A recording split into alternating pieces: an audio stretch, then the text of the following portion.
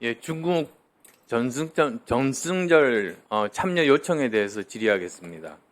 아시다시피 중국 정부가 이제 한 달 반 남았죠. 9월 3일 날 천안문 광장에서 전승절 80주년 행사를 하게 됩니다. 그래서 이 대통령 초청하고자 여러 경로를 통해서 지금 그 참석 요청을 타진하는 걸로 알고 있습니다. 이 대통령께서 참석하실 계획입니까? 그것에 대해서 제가 지금 이 자리에서 그 어떤 확정적 답변을 드릴 수가 없음을 이해해 주시기 바랍니다. 우선 제 의견 말씀드리면 저는 참석하는 것은 대단히 부적절하다 이렇게 말씀드립니다. 여러 가지 이유가 있습니다만 세 가지만 우선 말씀드릴게요. 우선 첫 번째, 전승절의 의미에 대해서입니다. 혹시 전승절이 뭐를 축하하는 그런 행사인지 아십니까? 네. 예, 말씀해 보시죠. 네. 중국이 그 일본을 비롯한 외세를 이겨냈다는 그런 것을 승리를 자축하는 행사로 알고 있습니다. 예, 맞습니다. 그리고 또 거기에는 6.25 전쟁에 참전해서 미군과 싸워서 이긴 것을 또 축하하는 것도 있다는 것도 아시겠습니다. 네. 예. 그러면 여기 만약에 우리 대통령이 참석한다면 대한민국 침략 기념식에 참석하는 것과 저는 같은 의미를 가진다. 그래서 이 참석하는 것은 대단히 부적절하다. 이런 말씀 드리고 싶은데 동의하시는지요? 네. 지금 의원님 말씀하신 그런 측면을도 충분히 고려해서 참석 수위, 참석 여부를 결정하게 될 것이라고 생각합니다.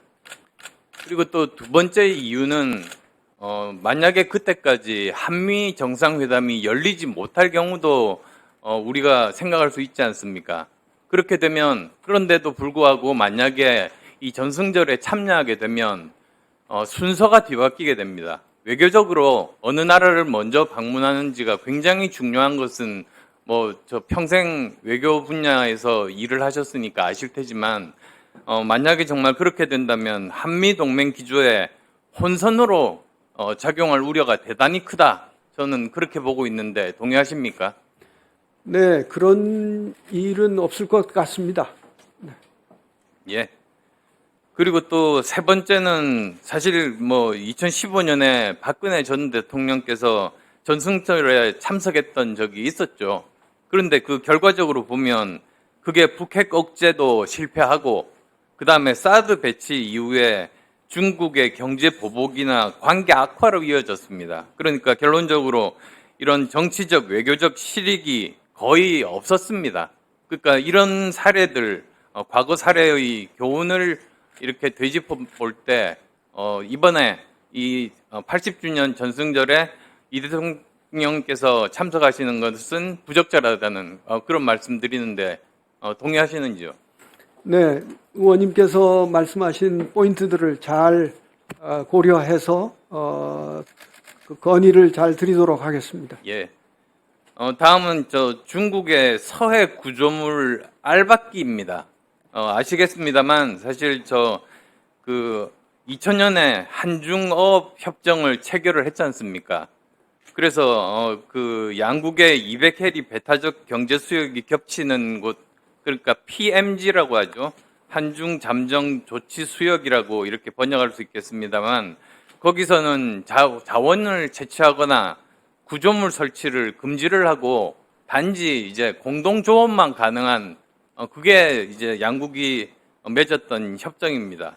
그런데 문제는 최근에 중국이 연어 양식 시설이라고 구조물인 설란 1호, 설란 2호 설치하고 그리고 또 석유 시추선을 개조한 가로 100m, 세로 80m의 관리시설 플랫폼까지 이렇게 구축을 했습니다. 그래서 거기에 우리 지난 2월에 한국해양과학기술원 온누리호가 현장 확인차 접근하는 것조차 이렇게 차단을 했다는 말이죠. 그러면 이건 협정 위반입니까? 아닙니까? 네, 협정의 정신에 분명히 위반되는 것입니다. 예.